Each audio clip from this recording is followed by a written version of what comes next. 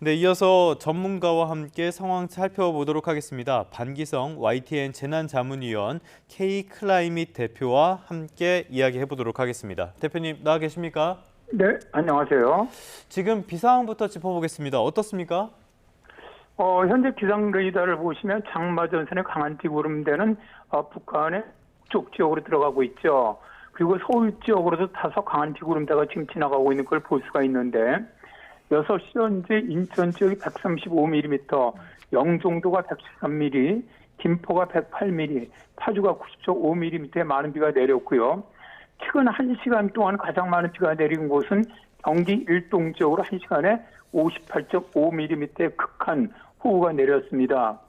현재 서울 북쪽에 경기 북부는 호우 경보가 내려져 있고 서울 그리고 강원 지역으로는 호우 지보가 발령돼 있습니다.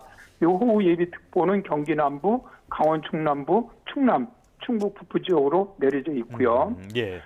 현재 남서에서 북동으로 형성되어 있는 강한 전선대는 북한 쪽에 강한 비를 내리고 있지만 이 전선대가 오늘 오후에는 수도권 쪽으로 내려오면서 지금보다 더 강한 비가 내릴 것으로 보이고요. 밤늦게부터 새벽 사이에 전선대는 서서히 경기 남부를 거쳐서 충청 지역으로 내려갈 것으로 보고 있습니다. 네, 오늘 밤부터는 곳곳에 극한 호우가 쏟아진다는 예보가 있는데 이 극한 호우의 기준 어떻게 됩니까? 극한 호우는 1시간에 50mm 이상, 3시간에 90mm 이상 내릴 경우를 극한 호우라고 하죠.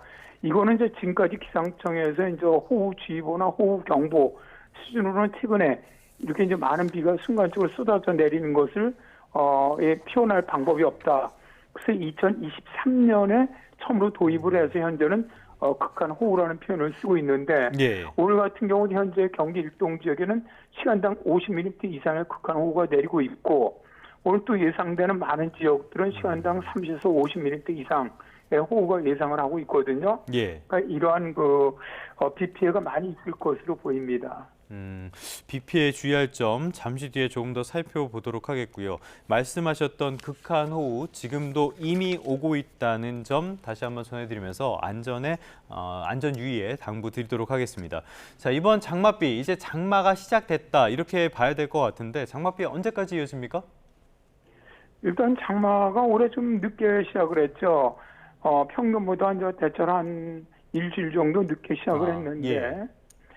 일단 오늘 같은 경우는 중부지방에 전선이 위치를 하면서 많은 비를 내리고요. 내일은 전선대가 남쪽으로 서서히 내려가면서 경기 남부, 충청, 전북, 경상 등지에 호우를 쏟아붓겠습니다. 그리고 장마 전선은 당분간 제주와 남부지방을 오르내리면서 다음 주 중반까지 영향을 주고 물론 좀 중간중간에 소강 상태를 보일 때는 있습니다.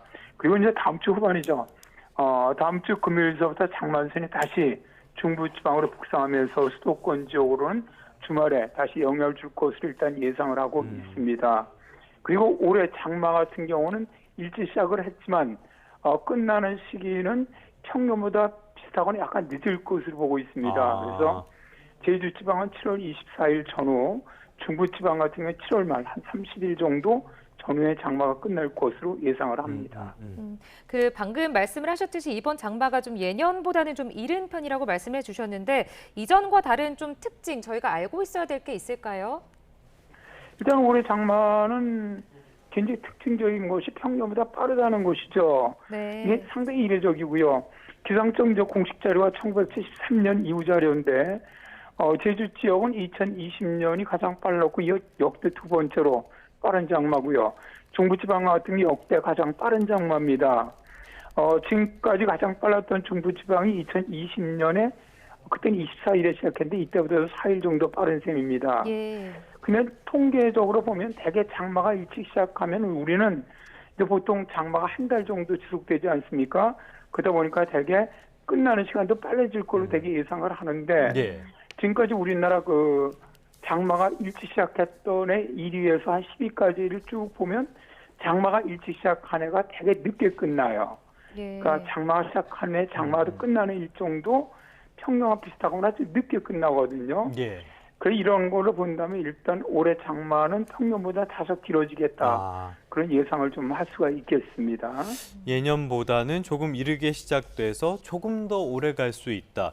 이렇게 장마가 길어지고요. 또 지금처럼 극한 호우가 이어진다. 이렇게 봤을 때는 인천이라든지 산사태 이런 점도 주의를 해야 될 것 같습니다. 어떤 점도 우리가 특별히 신경 써야 될까요? 현재 뭐 인천 지역은 산사태 주의보가 발령이 됐는데 인천은 이제 오늘 새벽에도 이제 호우 경보가 내렸었죠. 근데 이런 산사태 주의보 같은 경우는 반려권자가 시장이나 군수들입니다. 그래서 오늘 보면 예상을 보면은 결국 수도권 전 지역, 강원 지역, 그리고 이제 오늘 밤 늦게부터 내일까지 충청 지역, 전라 지역까지 산사태 이런 특보가 다 계속 발령될 것으로 예상이 됩니다.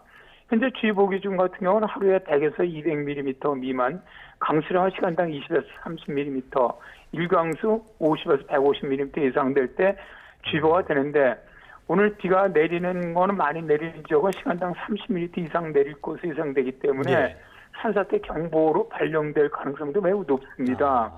그래서 산사태가 예상되는 지역에 사시는 주민들은 미리 대피 장소를 갖다 좀 확인을 하시고 비상구 물품을 갖다 좀 준비를 하신 다음에 항상 기상 예보, 그다음에 현황을 꼭 좀 확인하시는 것이 좋고요. 예. 이제 우리가 산사태 징후가 있다고 얘기하지 않습니까?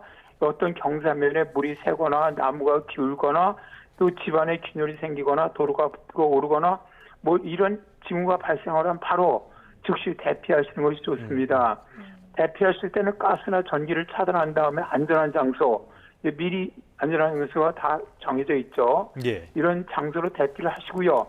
만일 산에 계실 때는 높은 곳으로 이동하시는 것이 좋겠습니다. 알겠습니다. 산사태 주의하셔야겠는데요.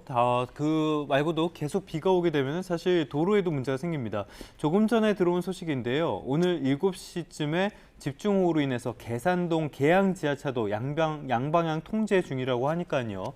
인근 차량 우회하시고 추가 피해에도 유의하셔야 되겠습니다. 자, 이렇게 비가 많이 왔을 때 도로에 물이 차면서 피해가 발생하는 경우도 많지 않습니까? 이런 경우에는 피해 예방 어떻게 해야 될까요?